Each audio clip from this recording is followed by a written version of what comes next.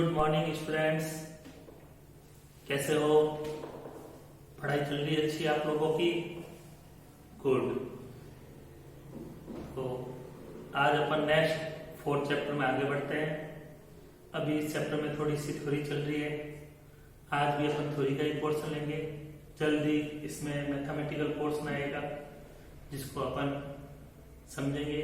ये भी टॉपिक जो है वो समझो और इनको याद भी करो। तो आज अपन टॉपिक लेते हैं चैप्टर 4 का, अभिक्रिया की अणुसंख्यता। अभिक्रिया की अणुसंख्यता।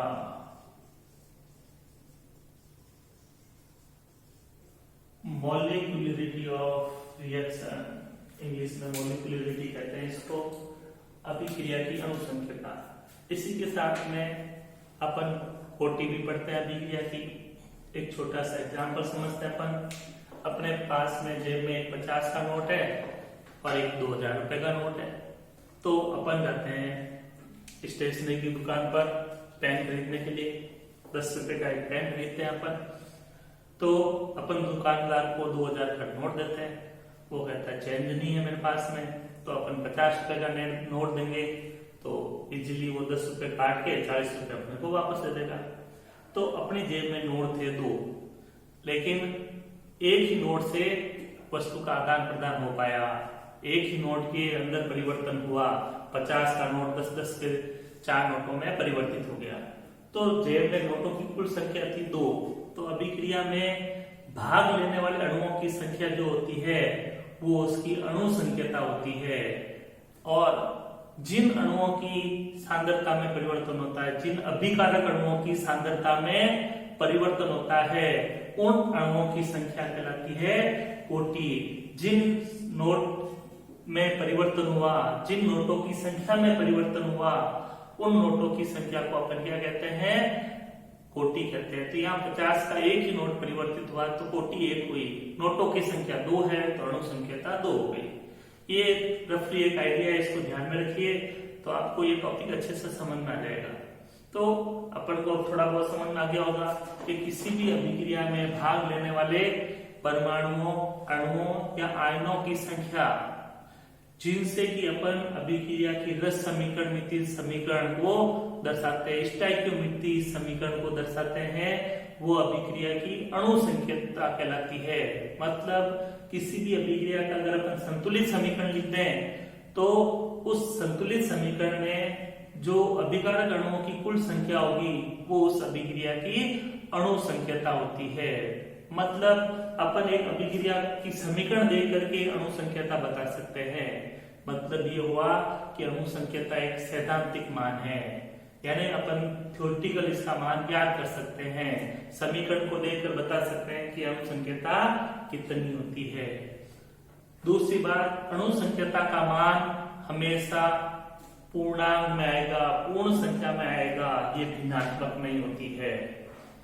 अणुसंख्यता का मान कभी भी शून्य नहीं हो सकता है। कभी ऐसा हो सकता है कि अभिक्रिया में एक भी अणु नहीं है, तो जब अभिकारक अणु नहीं होंगे तो अभिक्रिया कहां से होगी? तो अणुसंख्यता का मान कभी भी शून्य नहीं हो सकता है और अणुसंख्यता का मान ऋणात्मक भी नहीं हो सकता है। ये कुछ बातें इसके रिलेटेड अपने को ध्यान में रखनी है।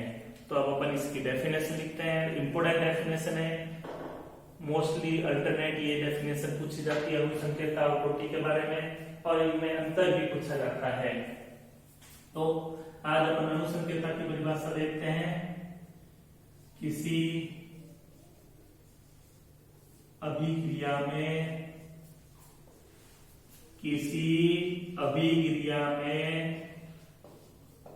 भाग लेने वाले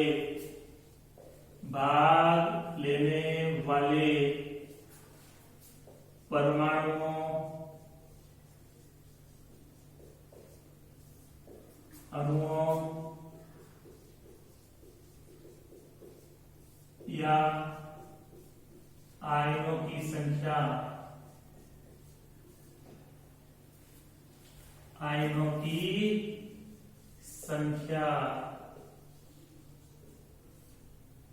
जिनसे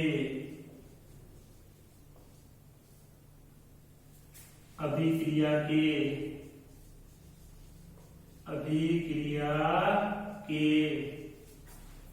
रस समीकरण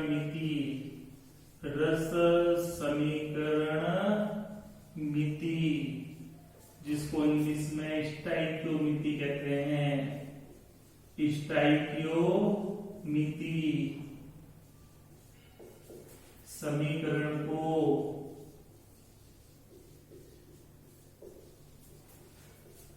दर्शाते हैं।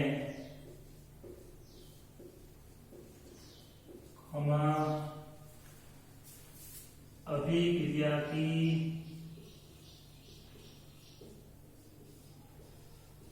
अणु संख्यता कहलाती है।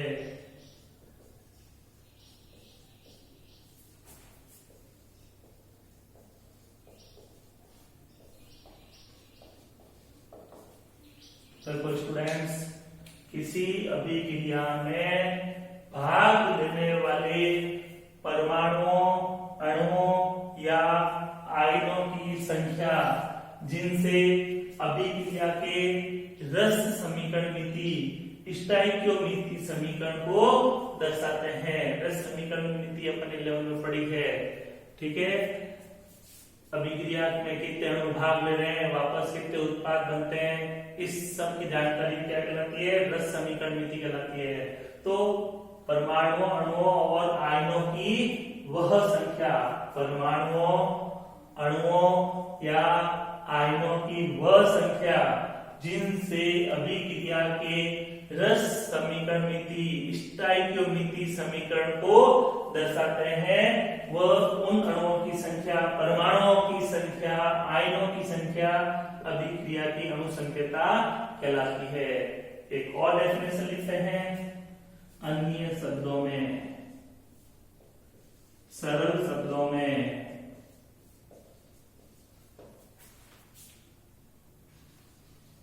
किसी अभिक्रिया के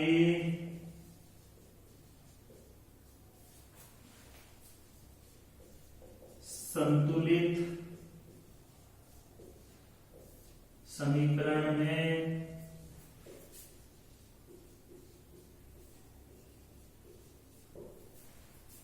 उपस्थित, संतुलित समीकरण में उपस्थित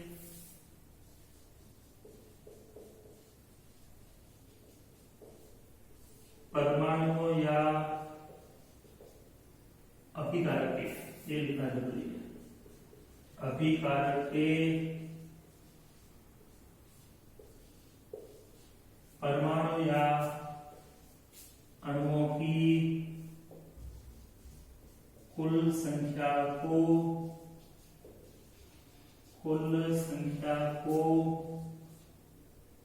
अभिक्रिया की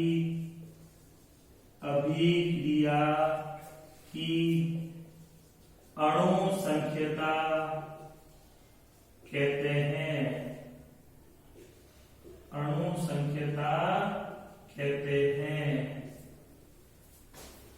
अन्य शब्दों में, सरल शब्दों में अपन ऐसा कह सकते हैं कि किसी अभिक्रिया के संतुलित समीकरण में उपस्थित अभिकारक क्रियाकारक कह सकते हैं, अभिकारक के परमाणु या अणुओं की संख्या को, परमाणु या अणुओं की कुल संख्या को अभिक्रिया की अणु संख्यता कहते हैं। ठीक है, अब अपन इसके कुछ एग्जाम्पल देखते हैं, यहां देख लेते हैं। इधर मैं लिखूंगा अभिक्रिया, चलो इसको मिटा देते हैं डेफिनेशन को।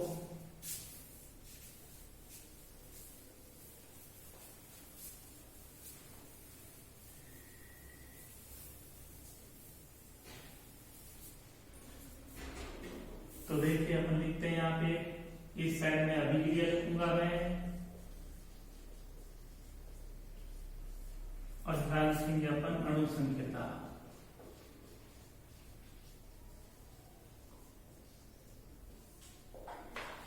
अच्छे से देखिए, समझ में आ जाएगी, याद रहेगा आपको। पहले अभिक्रिया लेता हूं, ए गिव्स उत्पाद। ये कोई अभिकारक है, उससे कोई उत्पाद बन रहा है, तो इस अभिक्रिया में देखिए सिर्फ और सिर्फ एक ही अभिकारक है और उसका भी कितना अणु है, परमाणु है एक, तो इसकी अणु संख्या होगी एक। 2A गिव्स उत्पाद, अभिकारक ए अभिकारक अणु है और उसके कितने अणु है, दो लिखा हुआ आगे, मतलब दो अणु है, तो इस अभिक्रिया की अणु संख्या कितनी होगी, 2। 3A गिव्स उत्पाद, तो अभिकारक तो यही है, उसके 3 अणु है, 3 परमाणु कह सकते हो, तो कुल मिला के परमाणु अणुओं की संख्या कितनी है, 3, तो इसके अणु संख्या कितनी हो जाएगी, 3। 2A plus B gives उत्पाद, तो इसमें देखो A और B दो अभिकारक अणु हैं, A के 2 परमाणु हैं, 2 अणु हैं और B का 1 है, तो टोटल यहाँ पे हो जाएगा 2 plus 1 बराबर 3। इस अभिक्रिया की अणु संख्या 3 होगी, 2 इसके अणु 1 इसके अणु, 2 और 1 कितना हो गया, 3, तो इस अभिक्रिया की अणु संख्या 3 होगी। A plus B plus C gives उत्पाद, तो देखो 3 अभिकारक अणु है A B C, तीनों के एक एक अणु है, तो 1 plus 1 plus 1 टोटल कितने हो गए, 3। इस अभिक्रिया की अणु संख्या भी 3 है। नेक्स्ट अभिक्रिया लेता हूं मैं,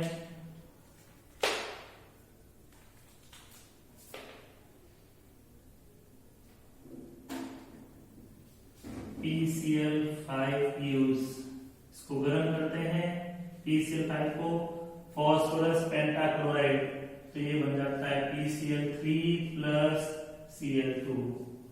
7 चैप्टर में रिएक्शन पढ़ेंगे और भी एक जगह आएगी, 7 चैप्टर में मैं पढ़ेंगे। PCl5 को गर्म करते हैं तो क्या होता है, बोर्ड में आया हुआ सवाल भी है। अभी अपन अणु संकेता पढ़ रहे हैं, तो PCl5 को गर्म किया, उत्पाद क्या बनता है, that is not important, important है अभिकारक के कितने अणु हैं। ये PCl5 एक ही पदार्थ है और उसका एक ही अणु है, आगे देखो कोई संख्या नहीं लिखी हुई है, मतलब एक है, तो PCl5 का एक अणु है, तो इसकी अणु संख्या 1 होगी। C plus O2 gives CO2, basic अभिक्रिया जानते हो आप। अब यहाँ देखो कार्बन का एक अणु, O2 का एक अणु, तो टोटल 2 अणु, तो अणु संख्या हो गई 2। नेक्स्ट अभिक्रिया ले लेते हैं अपन यहाँ पे, 2H2 plus O2 gives 2H2O, तो इसकी अणु संख्या कितनी हो जाएगी, बोलो, 2 plus 1 बराबर 3 की अणु संख्या। ये अभिक्रिया है। एक ले लेते हैं N2 plus 3H2 gives 2NH3, तो देखो N2 का एक अणु, H2 के 3 अणु, 1 plus 3 कितने हो गए, 4, तो इस अभिक्रिया की अणु संख्या 4 होगी। तो इन सारे उदाहरणों को देख करके अपन ये कह सकते हैं कि अणु संख्या का मतलब होता है अभिक्रिया के संतुलित समीकरण में भाग लेने वाले कुल अणुओं की संख्या। तो संतुलित समीकरण लिखिए, उसके अंदर अभिकारक के कुल कितने अणु हैं उन सबको जोड़ लीजिए, आपको अणु संख्या प्राप्त हो जाएगी। अब इस अणु संख्या के बारे में कुछ इंपॉर्टेंट पॉइंट्स लिखते हैं अपन। पहला, अणु संख्या एक सैद्धांतिक मान है।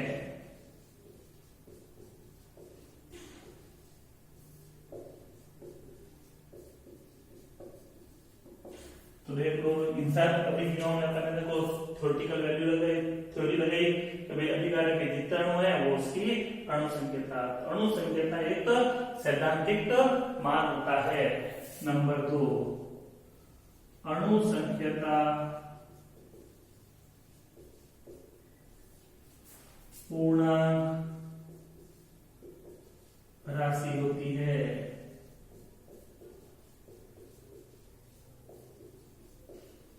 अणु संख्यता हमेशा आपको पूर्ण संख्या मिलेगी, 1 2 3 4, आधा पाव पौन ऐसे कभी नहीं मिलेगी, पॉइंटों में कभी नहीं मिलेगी, भिन्न के रूप में कभी नहीं मिलेगी।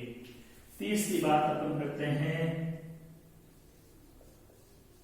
अणु संख्यता का मान, अणु संख्यता का मान कभी भी शून्य नहीं हो सकता है।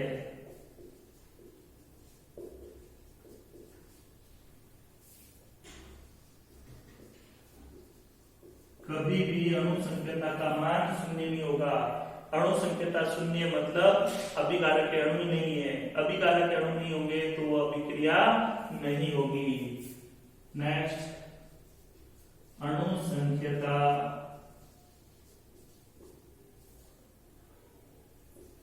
का मान ऋणात्मक नहीं होता है।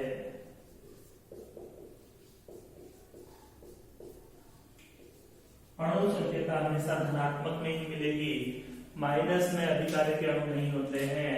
तो ये 4 बातें आप ध्यान रखिए, ये अणु संख्यता और कोटि में अंतर लिखने में आपको मदद करेंगे। अणु संख्यता एक सैद्धांतिक मान होता है, अणु संख्यता पूर्णांक राशि होती है, अणु संख्यता का मान कभी भी शून्य नहीं हो सकता है और अणु संख्यता का मान ऋणात्मक नहीं होता है। तो इस तरह से अणु संख्यता टॉपिक समझ में आ गया। तो यहाँ पर एक ही क्वेश्चन बनता है, अणु संख्यता किसे कहते हैं? अणु संख्यता किसे कहते हैं? अणु संख्यता को परिभाषित कीजिए। तो एक ही क्वेश्चन बनता है, ये मैं लिख देता हूं, अणु संख्यता को परिभाषित कीजिए।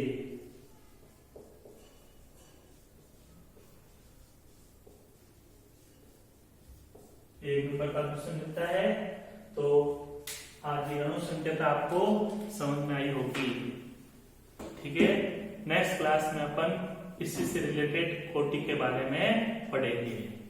Thank you.